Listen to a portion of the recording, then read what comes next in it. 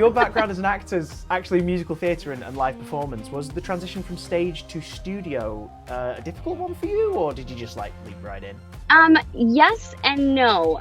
Yes, because I was trained in theater, so which means my first instinct is to project. So, I would get behind the mic and be like, hello, hello, hello. And they're like, okay, simmer down. Like, I can hear you. That's what the microphone is for. But in theater, I mean, you get on the stage and they're like, can't hear you. And you're like, I'm screaming. I'm screaming. So, that way it was it was a little difficult. But no, because I also really love character work. And I feel like it was even a little bit easier because when you're in theater, you're pigeonholed by what you look like. So you can only be cast in roles, are you long or short hair? How much do you weigh? Are you a girl or guy? Like, all of those things. And I feel like in voiceover, it really opened up my range. And I mean, for a while, I was like, oh my goodness, like I could play a 7-year-old boy. I could never do that in musical theater. So yes and no, but it's been a great transition. One thing that I love about the freedom of casting, because myself, I'm from an acting background. The rigor of auditions and preparing you for that world, and then suddenly to get in a voice booth and be told, right, we need you to be a tiger for the next hour, is just like this most wonderful sense of freedom. What's one like part or role or even just voice project where you've gone, hang on, I get to what? Sure, let's go. Like the one that you never expected to get to try. Oh God, there's so many. Being an old woman, the thing that I really love doing is being like a tadpole. I know that sounds really strange, but I've had auditions where I'm like, oh, I get to be a tadpole voice, amazing. Or I'm trying to think. Yeah, just like different animals. Like I love animals, so it's like, oh, I get to give a parrot a voice. Whoa, what was that? What would that sound like? So does any like non-human thing I find the most fun. And you don't have to do any of the build-up preparatory theatre work on that of like, be the animal, feel the animal so much. Because, it'd be slightly difficult to record as a lizard if you're on the floor and doing that. Yes. So, I'm not a method actor, but I will like watch YouTube videos. I honestly will watch YouTube videos and be like, how does a tadpole move? Like, what does this lizard do with its tongue, right? Because then that affects how you speak and how the lizard would speak. So I will spend it's embarrassing how much time I'll spend looking up YouTube videos on animals and how they like move and what they even sound like. And then I'm like, okay, can I make this squawk sound like an actual word if I'm a parrot? Sometimes it's yes and sometimes it's no. So okay, so still doing that groundwork, even if it's in here, it's like, all right, be the animal. See, Stanislavski would be proud. So you have your own state-of-the-art studio in your home. Has that made work easier for you to do, or do you prefer acting opposite other actors and character actors in a sound environment? Yeah, so this is also a yes and no question, because yes, I really love that I can literally work in my pajamas. Like I can roll out of bed and be like, all right, I am here, record, ready to go. It's not always that easy, but sometimes. Or if a client is like, hey, can you record in 5 minutes? I'm like, oh yeah, like I'm ready to go right now. I just gotta turn on my stuff and start recording. So in that sense, it's been really great, especially during the pandemic. Like so many other people, I had a studio at home, but it wasn't where it is now. So I really got going and I was like, all right, what do I need to upgrade? What do I need to update? And how can I make my studio better since I will be working from home more? No, in the sense of, I honestly don't record with other actors in the room a lot, but I miss going into the studios and saying hi to the receptionists and actually seeing the directors face to face and working with the engineers, because now, we don't even use our videos. Like everybody's complaining about Zoom meetings, and like, I never have my camera on. Nobody has their camera on when we record voiceover. So, I do miss seeing people's face and like facial expressions, because, if you're doing something and you see someone's facial expression, you kind of get a sense of where you're at. But it's like, oh, I'm going to do my thing and then wait that, 5 seconds for someone to unmute and then start speaking. And, it's been difficult. Speaking of like sort of overcoming difficulties and hurdles, you endured a voice Mhm. actor's worst nightmare a while back when you got a serious vocal injury. Like, how did that affect Yes. you? How long did it take to recover? And what precautions have you taken since? Honestly, it was one of the worst times of my life, and it lasted years. I didn't know that I was injured for a while. I thought I was just tired. I thought I was just sick. So I put off going to the ENT. When I finally went, they were like, "You have nodes." And whenever I say that, people are like pitch perfect, and I'm like, "Sure, sure, like pitch perfect." If um, that makes it easier for you to picture, sure. It ain't the right, movies, right, kid. exactly. Yeah, Sure. yeah. But it's funny because a lot of people asked if I had surgery because Adele and Julie Andrews both had nodes and they had surgery. I did not have surgery, but I went through years of speech therapy and vocal singing therapy. And it honestly took, I want to say, like a good 5 years before I was 100% better. Wow. But I Crikey. will have to say that there was a silver lining because I got into voiceover because I couldn't sing anymore. So I was like, okay, well, I couldn't talk for a while either. So I was like, well, if I can't talk, I'll take some writing classes. And then when I could speak, I was like, well, everyone's talked about voiceover. So, like, I might as well do something while I'm biding my time waiting to sing again. And then I took some voiceover classes and now here I am. Like, so I can't say that nodes like ruined my life because it just changed my path. And although it was really difficult to come back from, it has been, I don't want to say good, but it's been okay. And Um, one door closed, and then another the opened, and it's yeah. yes, There's a new journey was born out exactly. of something that could have been crushing, but you found a way to like continue and use your abilities and believe in yourself on that road. So I mean, hey, that's Yes, commendable. that sounds very hopeful. Well, It took me a while to get to that hopeful place, I can to be imagine. Yeah, honest. yeah. Um, but I do take a lot of preventative measures now, and I'm actually really vocal about talking about preventative health, honestly, to everyone that I can. Um, but I really prioritize sleep. If I don't get enough sleep, like this doesn't work. Like I am not a person who can just nap for 3 hours and then record. Like I need a solid like 9 hours of sleep. um, I also prioritize warming up vocally, especially before really strenuous sessions, like video games or even just strenuous auditions. Sometimes. I also sleep with a humidifier, and I try to have my humidifiers going during the day, like especially in my office and my booth while I'm not recording. Um, I drink water immediately when I wake up. That's actually something that my speech therapist told me. She's like, just leave water by your bed. And that, because you don't drink for 8, 9 hours while you're sleeping. So that's part of the reason I have the humidifier going. And then I do have that water. So I just wake up and like drink all of it most days. So also, I think a big thing too is knowing your boundaries as a voice actor and being able to say, you know what? I need to take a break. Even if Yeah. that's not what you feel like the director wants to do or not really the vibe, but like in the long run, you can't continue if you don't take care of your voice short term. So, if that's sticking up for yourself and saying, hey, you know what? I actually need a 5 minute break or, to go warm up or to drink some water or do anything. So knowing your boundaries for sure. I also, I mean, I stretch out my neck and like shoulders a lot because I have a lot of like throat and actually tongue tension. So there's like certain massage techniques that I do on myself for that. And then when the world opens back up, this is also for my speech therapist. She was like, oh, bring earplugs when you go out places like to bars or concerts. And so if you wear one earplug in your ear, then you won't speak as loud because you hear yourself louder. So I also do that.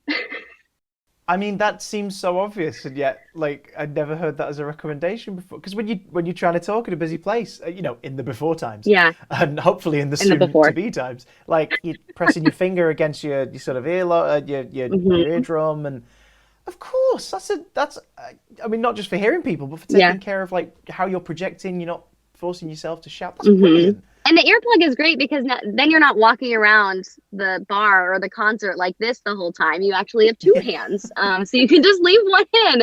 And I know, I've gotten to the point where like, even if somebody sees and they think it looks silly, like I know my boundaries and like that's what I have to do so that I can work the next day. So yeah, hopefully I'll be rocking that one earplug soon. So not only with sort of hydration and the dehumidifiers and everything, but you've mentioned that you've worked as a yoga instructor. Do you find that yoga practice helps in work, like in terms of breathing, posture, things like that? Yes, for sure. I was a practicing yoga teacher for 7 years, pre-pandemic, and I do really think it helps not only the physicality, like I technically know how to like breathe deep and sit up straight. So yes, breath and posture, but it also helps, if you get really into the moment of what you're doing and the director says, "Hey, can you switch it to go this way?" You can use acting techniques as well, but there's also like calming yourself down physically and then choosing to go in another direction.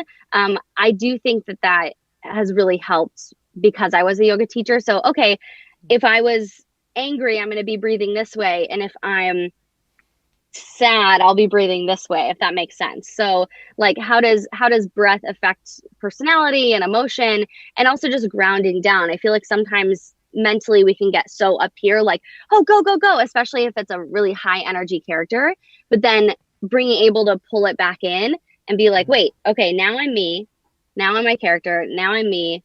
So I don't know if that makes any sense, but I No, do I think get it it. helps. And I also feel like I'm a little more aware. Since I had nodes and I was a yoga teacher, I do feel like I'm very aware of my body. So if I'm slouching, I'm like, wait, what are you doing? Okay, you need to sit up straight. Or, oh, how does my throat feel at this point? Or, oh, I've been sitting too long, so I need to stretch. And, because if you're sitting or standing in the booth for too long, your hips and my hips start to like go numb and they start to like it starts to be very painful if I sit for too long or stand for too long. So it's like, okay, I'll do these stretches real fast and then come back in. Um, so yeah, that is a long answer to saying yes, I do think it has helped. Hey, if it helps anyone watching who's like, I want to do that, it's help them be more mindful and aware of their body and like capabilities, then hey, long answer ahoy. Like it's all good Hmm. stuff. Hmm. Well, People forget speaking of that. it, like that's the thing too. You mentioned earlier about volume and pitch. You coming from the stage sort of mentality, and then getting to the booth early Hmm. on, it being like, okay, do I need to project anywhere near as much? When you're voice acting, either stood up or sat down, do you find you're a very physical performer? Do you have to kind of be mindful of swishing your arms around too Hmm. much, or are you one of those who can just kind of like go, I'm a foghorn. I'll just sit here and the sound will come out. Voice acting is acting, right? So, and especially since I do have that theater background, like I'm obviously not, I mean, I can't go too far in my booth, right? I'm going to hit foam, I'm going to hit a wall, I'm going to hit my desk. So you have to be mindful of that. But like, I think that knowing what you would do physically, like if this character is raising their hands up in the air and, trying to get someone's attention, like, of course, I can't really record up here. I guess I could if I really tried, but I'll probably make a lot of noise. But I'll do it down here and be like, okay, well, I'm gonna imagine my hands up there and like, right. So I can do it in my little bubble. But if I do too much, the mic is gonna pick up all of my stuff. And I'm actually very clumsy, so I knock things a lot, not on purpose. So if I'm doing things on purpose, like, I don't know if even that made sense, but yes, so I do like to try to keep it physical. And even if I'm not moving all the way, um, I like to imagine what they're doing and what would that feel like in my body and what is the energy that I need in my body. So if I'm running, right, I'm obviously not running while I'm sitting down, but like, okay, what do I feel like when I run? Not good, but so like, what does that do Same, to my same. breath and like, like what are my arms doing and like yes, I'm not going to be running in the booth. I can't in my booth, but like, what's my breath doing? What does my voice sound like? And like, what is my body doing? And even where is my energy level there? And then I can bring it back down, bring it up, blah blah blah. I hope that made sense. No, perfectly. So micro pantomime, just like Little bit Yes. of Okay, that's I love emotion. that. Micro pantomime. You can have it. You can have it. It's yours. Most recent published video game work is Werewolf the Apocalypse Earthblood, which we're going into like role play territory here, RPGs, stuff that's very Hmm. multi-layered, very dense. First question about that is, was that a chunky script? Were there a lot of options? Is that daunting to be like, oh my god, what am I doing? Huh? Yeah, I played a lot of various characters in that script, and I think that the thing I struggled with, but also had a good time with, was like, oh, you need to die multiple times as multiple characters. So like you got to make your death sound different. And I was like, oh yeah, okay, cool, cool, cool. And I actually played a lot of like lower toned characters. So if you can tell, I mean, I sound like 13. So for me to be like, okay, we're gonna do this now. Like I had to be like, all right, I really gotta warm up. I gotta go down there. I gotta be in that mental state. What is my body doing? So that, I mean, that was a really, really fun one to record. I do love like being one specific character in a game or something, but I also really love doing a bunch of small different characters because that means that I get to stretch myself a little bit more. Like, oh, this person is a werewolf. This person is an evil scientist. This person is just a shopper on the street. So like they all have to sound different. And it's, I don't know, I wouldn't say it's more mentally stimulating, but it's just mentally stimulating in a different way where you're like, okay, oh, these 3 lines are this and those 4 lines are this. So I had a really good time recording that game. I mean, it's a get out of bed thing, isn't it? You wake up in the morning and go like, okay, what am I going to do? The one thing, or oh, a challenge. Well, Uh-huh. bring it on. And a lot of times you don't know until you get there. And they're like, Yeah. okay, so here are your 16 characters. And you're like, all right, yep, doing My it. agent said there'd be Got it. 15. That one extra one's going to throw me right off. Um, Mm, so when it comes to like material too, when it comes to like performing for video hmm. games, for example, like do you? Because I can tell you just want to perform. You love giving everything a go. But Hmm. would you prefer, say, a darker, grittier, more dense kind of storyline, or do you prefer getting into the lighter-hearted, like more energetic, preppy kind of stuff? That's hard. I tend to Kill your gravitate darlings! towards the Kill your lighter stuff. darlings! I tend to gravitate towards the lighter stuff because I think that that's a little more aligned with who I am as a person. So I'm like, oh, look, a butterfly. And they're like, yeah, that was perfect. And I was like, wait, that was just my voice. Okay. Um, so I think I gravitate towards that because that's kind of where my voice sits, and that's I think where my energy level sits as a person too. But I really, really like when I get the chance. It's not often, but I do really love to do those like dark and evil characters because I think it's because I don't get to do a lot of it. Um, but when I do, I'm like, yes, this is amazing. I get to be this like crazy evil character. Okay. I don't know. um, but yeah, I really love both avenues, both journeys. Which of the characters you've voiced has been the most difficult to voice for, and why? It might sound silly, but like anytime I have to play a believable mom, does that make sense? Like Yeah, no, I have to I get sound you. motherly and like a mom. But if you hear me right now, I don't sound like a mom. Like I sound like a teenager. So I have to be like, okay, because a lot of the times, like when you play a mom, they want you to have like a very conversational tone, right? So like you have to be a Yeah. believable mom. I can play fake moms all day. Like put on my like, oh, I'm from Wisconsin and I eat cheese curds. Like I that's what I like to do because I'm like, oh, that's super fun. But like playing a believable mom, I'm like, okay, hmm, I don't know if my voice can do. I mean, it can, but like I really have to think about doing that. And people might be like, oh, that's boring, mom. Oh well, like that's just I do find that difficult. But yeah, that's what I find to be a little hard. We want a CW teen drama sincere mom. I can give you like late 90s Cartoon Network, like Cow and Chicken, Yes. Dexter's Lab kind of mom. If you want. That's the kind of mom that I can do, but not like, yeah, they're like, okay, well, we want it like believable, like really heartfelt and like Yeah. conversation. I'm like, well, my conversation is like up in this register. You know, I'm like, oh, hey, how's it going? Blah, blah, blah. But like a mom should be, oh, hey, oh, honey, you want some chicken nuggets? Like, I don't, I don't know.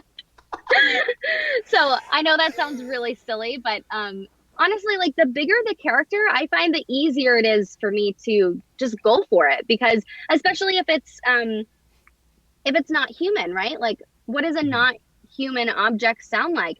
No one can tell me, so I'm gonna make it up, right? So I think it's trying to get closer to other humans that I find to be more difficult. Does that make any sense? I don't It know. makes total sense. Like, if you said to me, you've got a pick of role, do you want King Lear or the brave little toaster? And I'm like, that second one sounds like no one else has tried that apart from that time they did The it. brave I'll little take toaster, it. of course. Yes, exactly. You understand. I You get you. I understand. get you. I feel you. Have you had a chance to play any of the games that you've voiced for? And if so, is that surreal? Is it weird interacting with or playing as yourself? I am going to be the first one to tell you that I am not a gamer, but because I've been doing voiceover in video games, I'm starting to get more into it.